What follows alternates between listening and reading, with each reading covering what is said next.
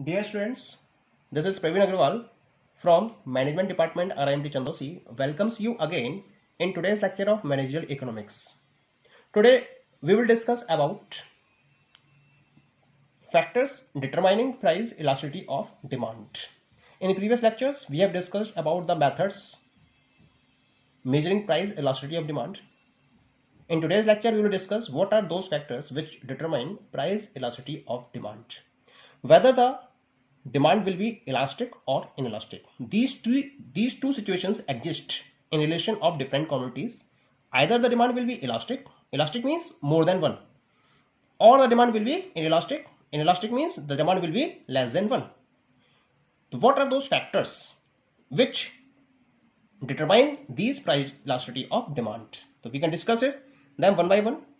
Here the first one is nature of commodity. When we are talking about the nature, then two type of goods are there, either necessity goods or luxurious goods.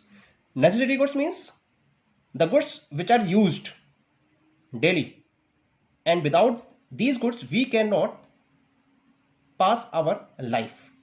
These are necessarily required for passing our life. Okay, these goods are known as the necessity goods. Now consider, if there is any change in the price of such type of goods, there will be a very less change in quantity demanded because these are the necessity goods. It means that the demand will be less than, the value will be less than 1 because change in price is more and change in quantity demanded is less. And we have the formula percentage change in price, percentage change in quantity upon percentage change in price. Percentage change in price is more, percentage change in quantity is less, so value will be less than 1, so demand will be inelastic. So for necessity goods the demand will be inelastic. Clear? When we are talking about luxurious goods, these are the goods which are used when the consumer are having enough money. But if there is any change in the price of such goods, the change in demand will be more. So the demand for these type of goods is elastic. Clear? Now come to the second one, that is availability of substitutes. Just consider about one of the commodity which is having no substitutes. No substitute is there. It means that the consumer has to purchase that particular commodity only. They have no choice. It means that if there is any change in such type of commodity, there will be a less change in the quantity demanded. So demand will be inelastic. But consider a commodity which is having more substitutes. Because substitutes are more, so any change in price of one commodity will force the consumer to move to the second commodity. This means change in quantity will be more, so demand will be elastic. Clear? Come to the third factor. This factor is different use of commodity. Some of the commodity are there which are having few uses, and some of the commodities are which are having more uses. Consider which are having very few uses or having very less uses, because these commodities can be put into one or two uses. It means when there is a change in price, there will be very less change in quantity demanded, so demand will be inelastic. But the commodity which is having more uses, for example, consider the example of electricity. The electricity can be used for water consumption, for heating purpose, for house consumption, for factory consumption, and so many different uses are there. Suppose if there is a change in the price of electricity, price increases, then we will consume only most important use. Okay, and if price is decreasing, when we will move towards more consumption of the electricity. It means that the change in price is less and change in quantity is more, so demand will be inelastic. Clear? Now come to the fourth factor. This is income of consumers.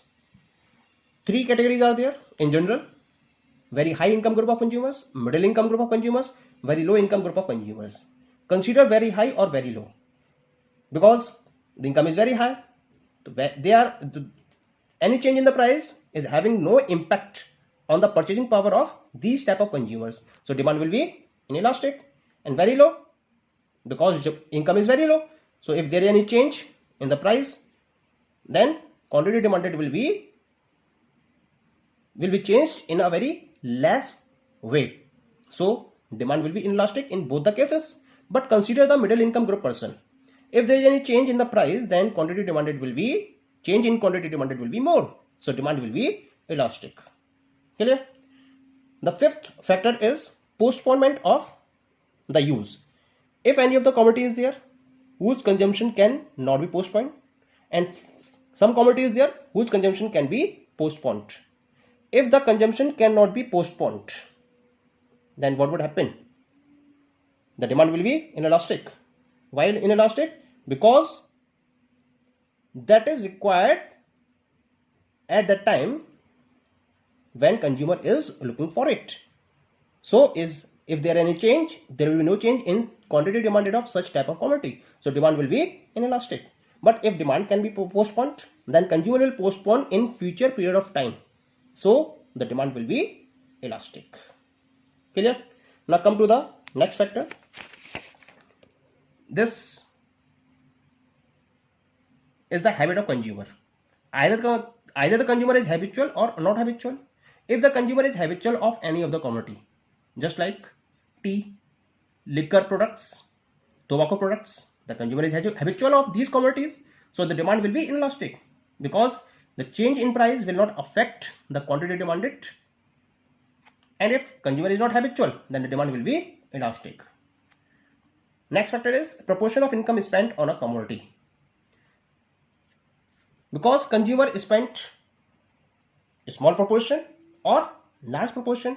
If a consumer spends a small proportion, because consumer is spending very small value of income on such type of commodity, so any change in price will not affect the quantity demanded.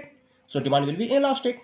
But if consumer is spending large proportion, then the consumer will change the quantity demanded from such large proportion. Okay, so demand will be elastic. Clear? Now come to the next factor, that is the time period. Short period, time period. So we will discuss here two type of periods, short period or long period. Because in short period, consumers are not in a position to change their taste or habits. So the demand will be elastic. But in long period, the consumers are in a position to change their taste, preference or habits. So demand will be elastic. Next one is price level. Either the commodity is of high level or the commodity is of lower level. If the commodity is of high level, then the demand will be elastic. It is obvious because the price are high. So when there is any change, then quantity demanded will be changed more than the change in the price. So demand will be elastic. But for lower level of price, because already price is less, so if there is any change in the price, then quantity demanded will be affected less than the change in price. So demand will be inelastic. And the last one is, that is the jointly demanded goods. So when we are talking about the jointly demanded goods, just like car and petrol, pen and ink, then the demand will be inelastic. Why it is so? Just take example of car and petrol. If there is any change in the price of the petrol, then its quantity demanded will not be affected because there is no change in the quantity demanded of the car. It means the demand of petrol will be inelastic. So these are the factors which determine the price elasticity of demand. Thank you.